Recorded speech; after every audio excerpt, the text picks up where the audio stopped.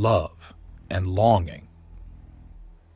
And as we glided across the water, he lifted me up and spun. Our first proper dance in public, and it was gliding on a fountain. I knew right there that I had to make sure he was mine. It's been bliss ever since, Mironoir boasts. And you searched for decades to try and find the perfect man, Mirquen gushes happily.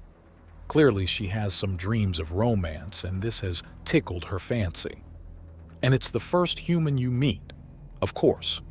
Mirquen notes and gets a dirty look from her older sister and a light laugh from Mironoir.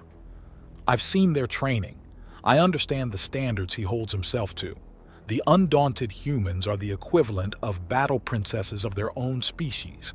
He's also an axiom researcher and sorcerer on top of it all. Mironoir gushes. In fact, the way he usually socializes with his fellows is in one of three states: further training while performing his duties or when resting from one of the former or latter. I've seen him handle a dizzying array of melee and ranged weaponry, adapt and incorporate many unarmed combat styles until they're outright reflexive.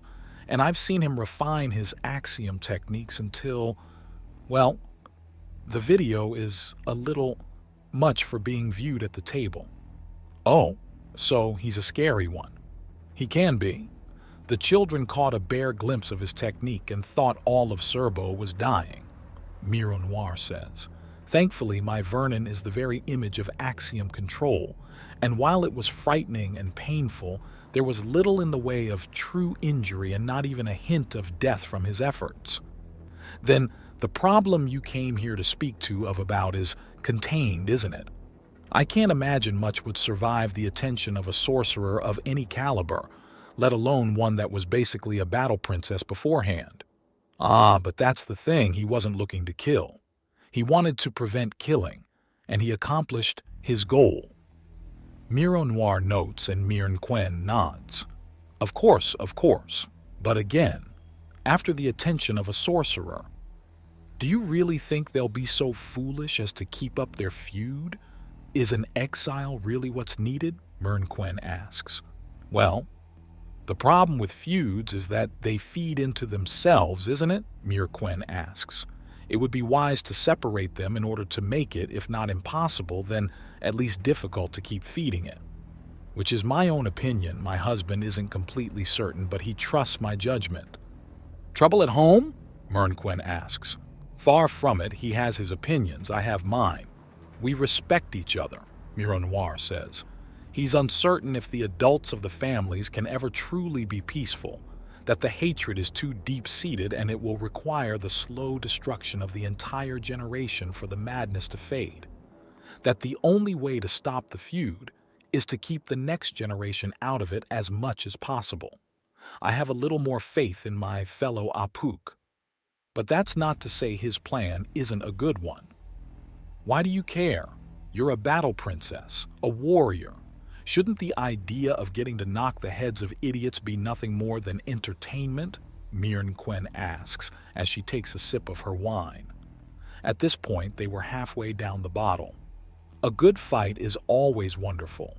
You are either fulfilling your duty or growing stronger, both wonderful things.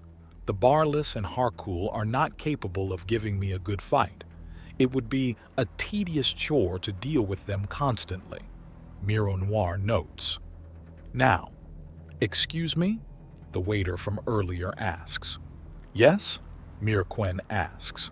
I'm terribly sorry, madam. However, you have exceeded your time at this table and it has been reserved for another guest. You will have to vacate the premises, I'm afraid, he says. And there's a sigh. Of course, the meal and wine was properly paid for by my account, I trust. Of course, madam. Very good. Now, as wonderful as this conversation has been, I really must return to my duties. Battle princess, Mirquen says, standing up and giving a respectful curtsy to Mironoir. And that exile? Mironoir asks, and Mirquen freezes. That's not our concern. They haven't, Mirquen begins to say, and a look from Mironoir silences her. Duchess Quen? Mironoir asks. She considers before nodding. Bring me evidence that they'll be repatriated at different kingdoms or duchies far apart, and I'll sign the statement. I do not exercise this power lightly, and certainly not on a simple whim.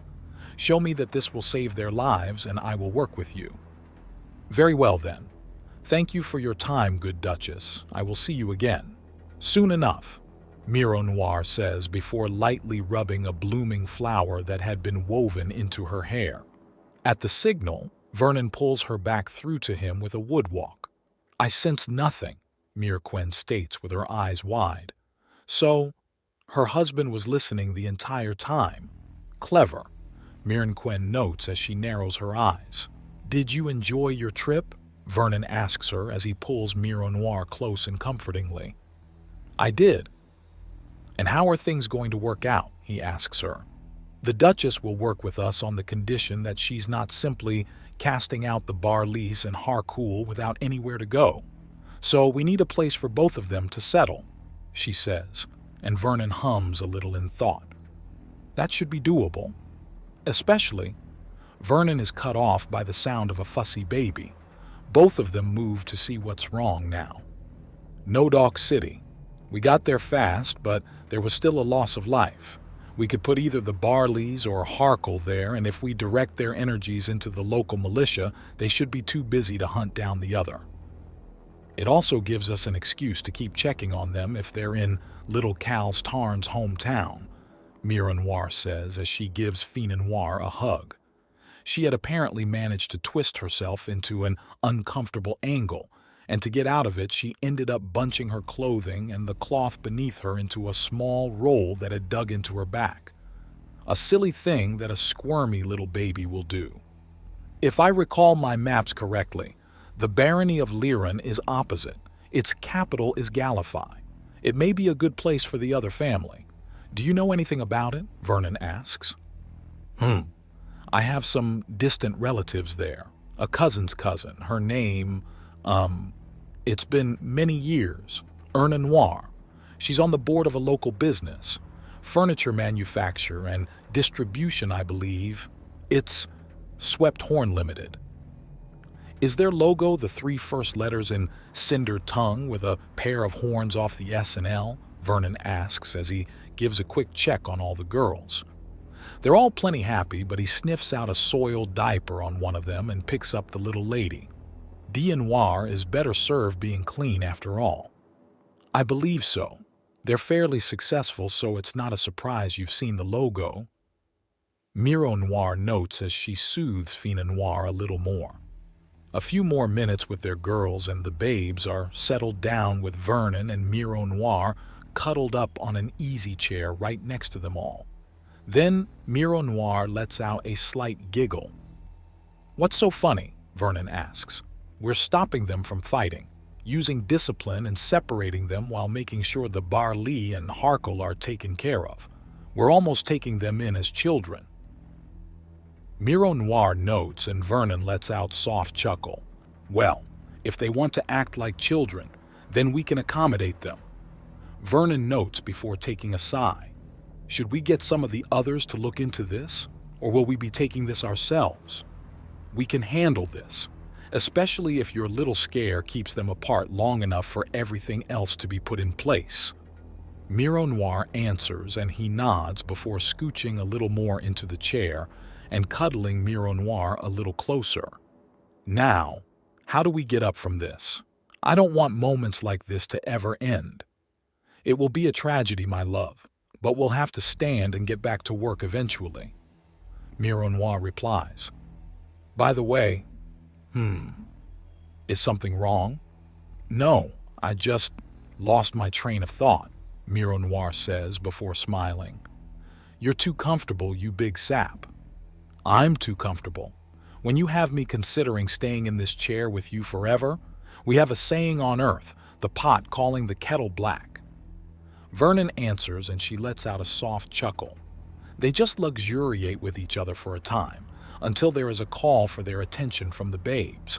Soon enough, each of the 8 are being fed with pre-pumped milk from the bottle that's been laced with tasteless nutrient powder, so their more robust physiologies compared to their mother are well and truly accounted for. Soon enough, with little bellies round and babies gently burped, with those that spit up fed again to make sure they're all full and well settled, they start bobbing around looking for entertainment. Mommy, Daddy, and stuffed animals are favorites, but a few are trying to reach each other by squirming just so, crawling still a bit beyond them at the moment. But they're all capable of lifting their heads. Instinctive axiom use is a potent thing. No, not Daddy's nose. He needs that, Vernon protests as Arinoir has her sharp little fingernails digging into his nostrils.